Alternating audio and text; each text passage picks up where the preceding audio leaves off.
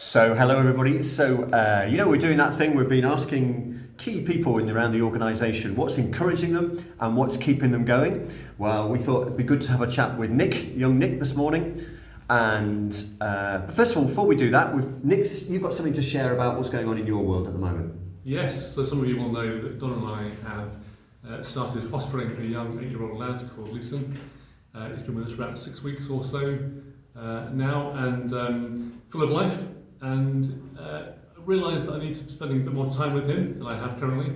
So, having given it lots of thought and prayer, realised that I need to step down from my current role as Programme Manager for FaithWorks. Tough decision, not least because I've loved working in this role for the last 6 years, 7 years in total with FaithWorks.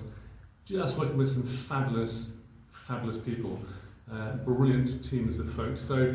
A tough shout, but I'm doing that at Christmas, and so roughly 6 weeks or so left to think about how I'm going to hand over the work I'm doing currently. So obviously big news for us as a team, and Nick, we will say lots of thank yous to you, but honestly, your fabulous mix of wisdom and the listening skills you have and the encouragement skills that you have are a huge element of what makes so many of the projects work. So we will miss you a lot. Clearly, we now start the journey to think about. It's really hard, isn't it? Because we want to recognise what a wonderful person you are, but you've got to be thinking about the future as well. And so we'll be talking to the relevant teams that Nick's been overseeing and managing, and just trying to get a shape for the right person we want, and praying that God will send along just the person, not a Nick Mark II, because it's going to be someone who's going to have maybe a slightly different set of skills, but is going to be equally good at that role. But Nick, we are hugely grateful.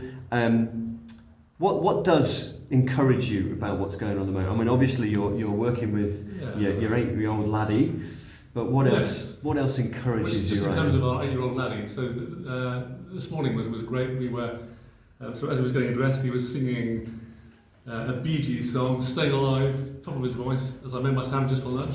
That keeps me going in the morning. And we should recognise that what the adventure you're going into is an extraordinary one to take on, and I know you've been thinking about it with Donna for a long time, but it's going to be a special adventure as well. Yeah, I think so. A privilege. It'll be hard graft, of course, in times where we think, "Oh my word, what have we done?" Yeah. But a privilege nonetheless. So we're looking forward to seeing where that takes us. Yeah. So be more in a moment, folks, but we want to give you that news off the top. Take care. Hello, everybody. So on the back of what we just spoke about with Nick, don't forget to sign up if you possibly can. Come to the Staff and Volunteers Party on the 3rd of December. We're going to send a little form out with the email version of this so you can sign up.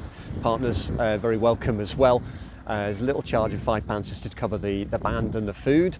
And it'll give us a chance to thank Nick and to say how much we appreciate him and the work that he's done. But also, just while we're on it, some little staff feedback. So Roger is back in the country, those of you who are aware. He's had a few health problems in Africa, but he's back in the country, so we hope to meet him next week, find out how he is. And please, next Friday, please remember Derek. Derek's going to have a heart operation next week to put a few stents in, so he's going in first thing on Friday morning. So if you know Derek, you can drop him a little text to say with you, praying for you, whatever, then that would be great.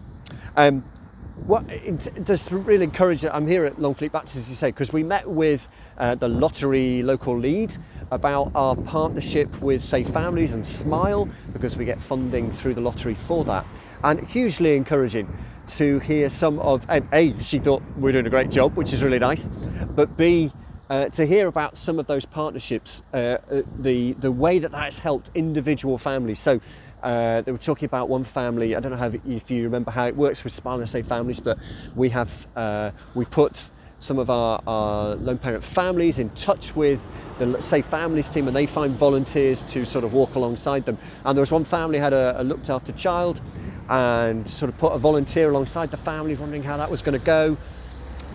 Found out on the sort of first visit that the child loves Formula One and the volunteer loves Formula One. So they've got on like a house on fire. and indeed get to the point now where actually they've been on a trip to Silverstone together, and really transformational in terms of that family's life.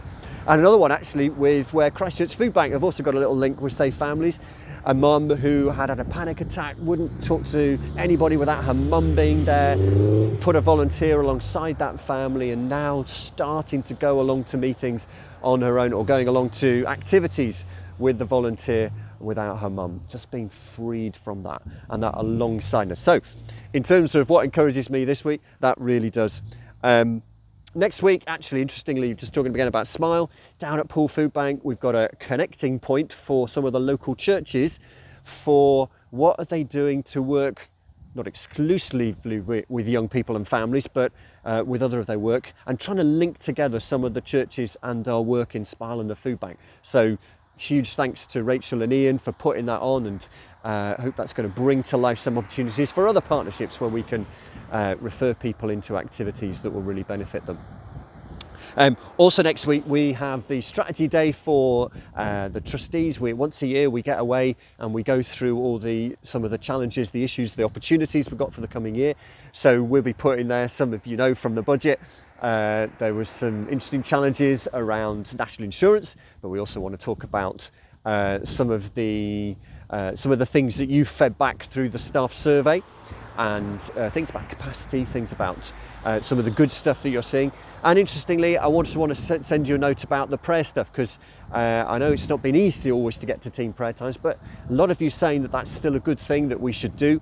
What we'll probably do is to put in shorter sessions, and maybe one a month on a lunchtime that is in the diary every time. So if you're not sure about where it's moving in the diary, at least there'll be something firm in the diary each time.